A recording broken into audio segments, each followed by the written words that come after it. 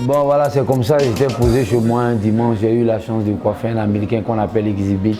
Aujourd'hui, il prononce bien son nom parce qu'on m'a parlé un peu de lui. Sinon, le premier jour qu'on m'a appelé, on m'a dit, tu dois aller coiffer un monsieur qui s'appelle Exhibit. J'ai même dit à la personne au téléphone, Icribit. La personne m'a dit, non, non, non, c'est pas Icribit, c'est Exhibit.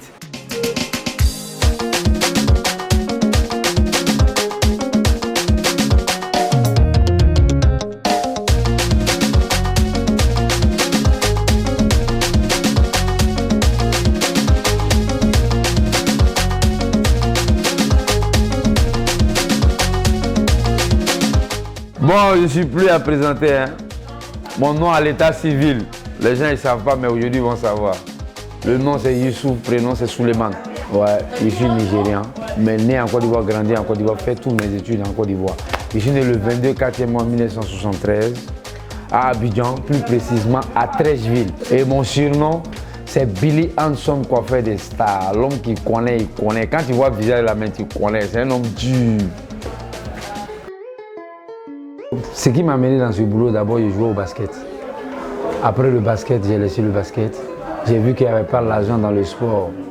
Et surtout encore qui était le basket. En 96. Donc j'ai arrêté. Et j'ai commencé à coiffer depuis 92 en Côte d'Ivoire, précisément à Trècheville. Après ça, je suis resté là. J'ai dit à mes parents, moi, je ne voulais pas rester en Afrique, je venir en Europe. Ils ont tout fait pour moi. À l'époque, je suis venu, c'était 850 francs. Et 850 000 francs CFA qui m'a amené en Europe. Visa, billet d'avion, tout et tout. Oui, avant, à l'époque, quand je suis arrivé, il n'y avait que 3 salons à l'époque.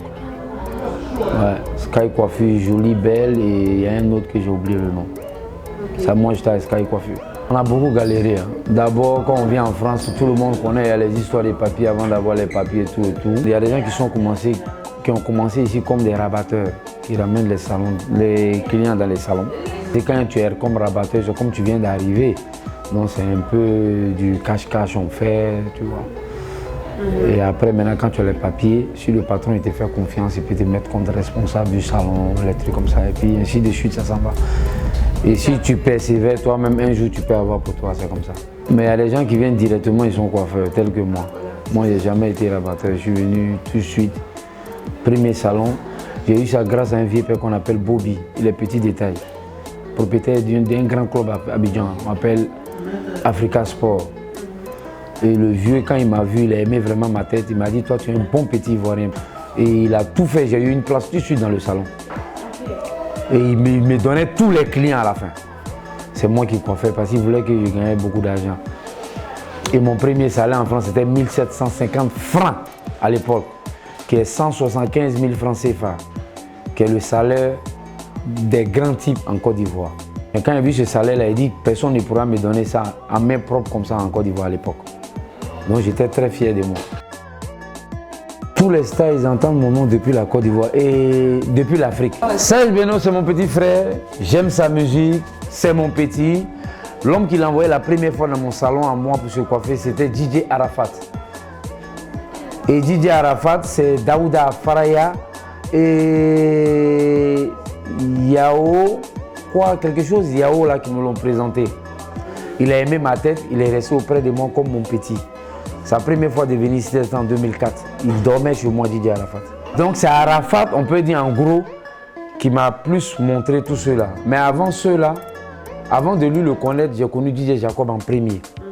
DJ Jacob m'a envoyé beaucoup d'artistes. Au fait, Eto, je l'ai connu par rapport à un jeune qu'on appelle Essomé B52. C'était à l'Alizé.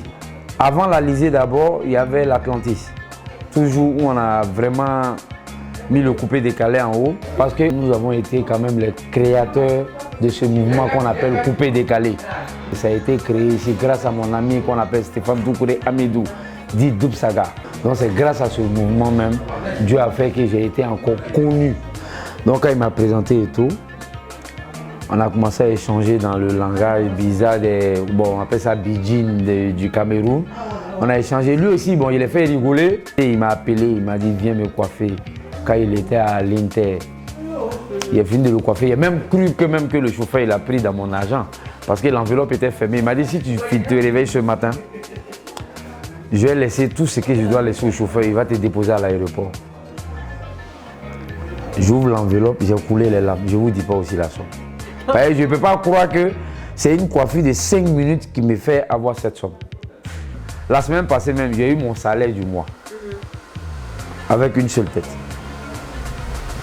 Il s'appelle Razak, il joue pour l'équipe nationale du Burkina. La semaine passée, tout près là, il m'a donné mon salaire du mois. Un joueur africain, déjà, il a connu la galère de l'Afrique. Il a peut-être même mangé ou peut-être tu ne peux pas penser. Donc quand il devient quelqu'un et qu'il voit son jeune frère qui est en Europe, qui se débrouille, donc il te met bien pour t'encourager.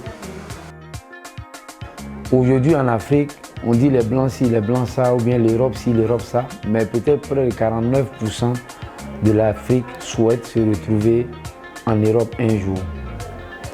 Pourquoi? Parce que ça dépend de nos dirigeants. Parce que si nos dirigeants nous mettaient bien en Afrique, on n'allait jamais peut-être se retrouver ici.